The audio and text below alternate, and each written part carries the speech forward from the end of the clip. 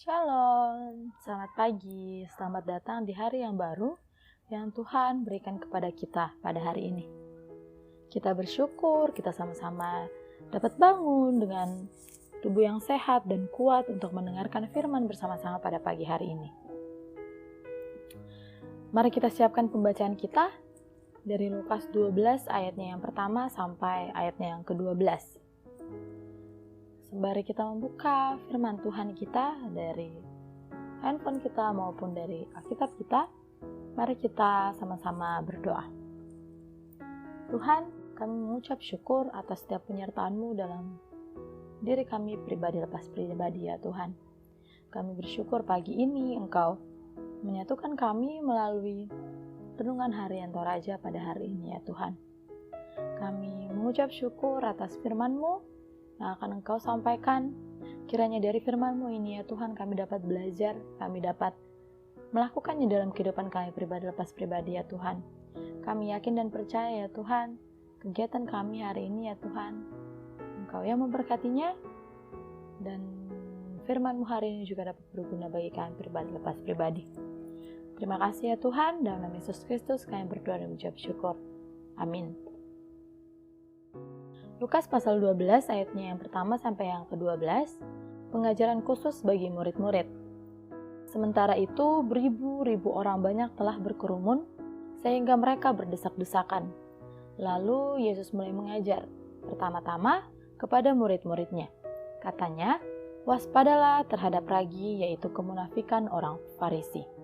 Tidak ada satu pun yang tertutup yang tidak akan dibuka, dan tidak ada sesuatu pun yang tersembunyi yang tidak akan diketahui. Karena itu, apa yang kamu katakan dalam gelap akan kedengaran dalam terang, dan apa yang kamu bisikan ke telinga di dalam kamar akan diberitakan di atas atap kamar.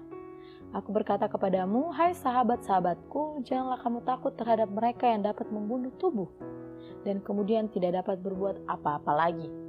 Aku akan menunjukkan kepada kamu siapakah yang harus kamu takuti.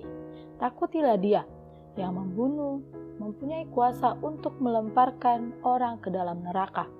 Sesungguhnya aku berkata kepadamu, takutilah dia. Bukankah burung pipit dijual 5 ekor 2 duit? Sungguh pun demikian tidak seekor pun daripadanya yang dilupakan Allah. Bahkan rambut di kepalamu pun terhitung. Karena itu jangan takut, karena kamu lebih berharga dari banyak burung pipit. Aku berkata kepadamu, setiap orang yang mengakui aku di depan manusia, anak manusia juga akan mengakuinya di depan malaikat-malaikat Allah.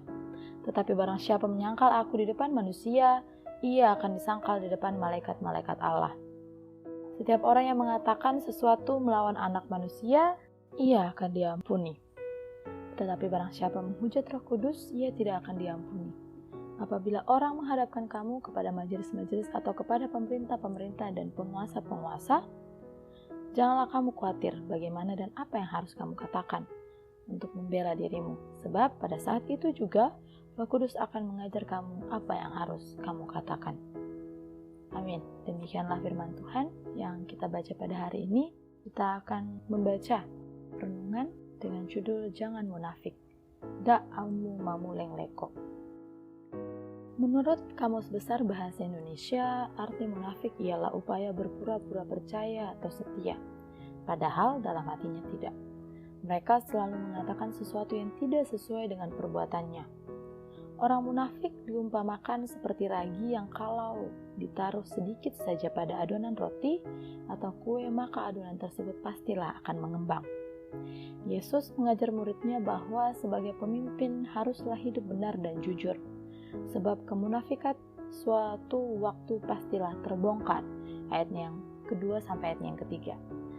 Kesalahan yang ditutup-tutupi oleh manusia akan disingkapkan oleh Allah bagi orang yang karena kemunafikannya menyesatkan orang lain, bahkan membuat orang lain menjadi munafik, akan menerima hukuman yang berat. Karena dengan berbuat begitu tidak ada bedanya dengan menghujat Roh Kudus, ayatnya yang ke-10.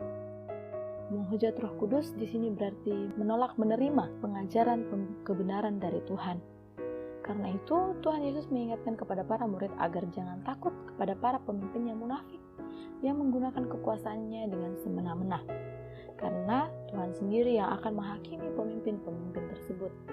di ayatnya yang kelima. Aku akan mempunyai kuasa untuk melemparkan orang ke dalam neraka.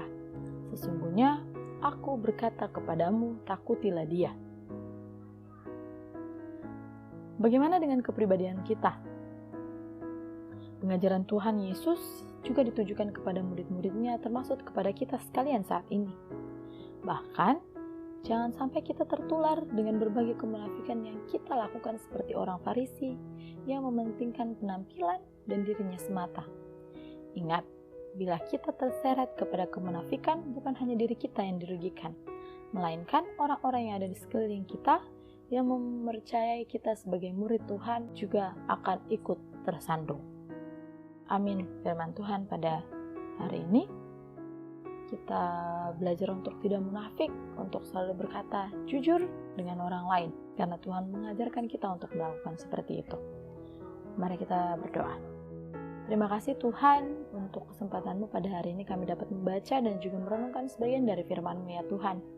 Kami diajarkan untuk mau melakukan sesuatu dengan jujur, berkata jujur, tidak berbohong, tidak munafik terhadap orang lain maupun terhadap diri kami sendiri.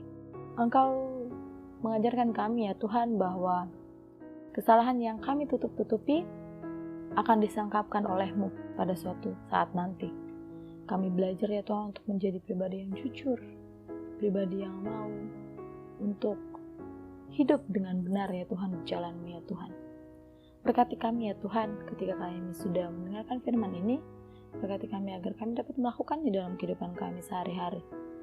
Mampukan kami Tuhan untuk terus berserah kepadamu, menjadi murid-murid yang takut akan Engkau dalam setiap tugas dan tanggung jawab kami ya Tuhan. Ini yang menjadi doa kami ya Tuhan. Di dalam nama Yesus Kristus kami berdoa dan mengucap syukur. Amin. Demikianlah renungan harian kita pada hari ini. Selamat beraktivitas. Tuhan Yesus memberkati.